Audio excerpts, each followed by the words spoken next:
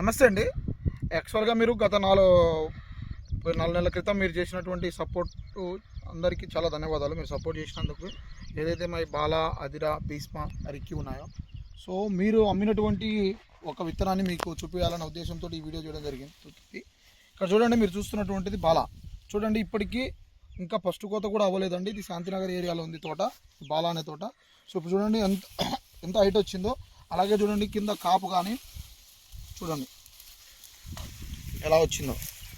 ఎక్కడా కూడా single plant కూడా లేదండి.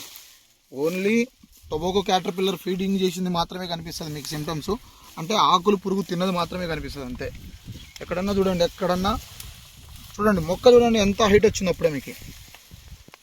మీరు చూస్తున్నటువంటిది బాలా అండి.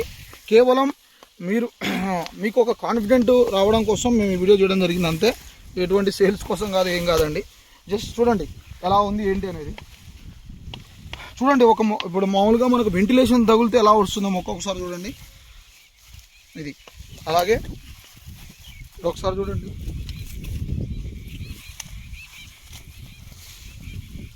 మొక్క చూడండి, ఇది ఒక మొక్క అంత బలంగా అల్లుకుపోయిందో చూడండి.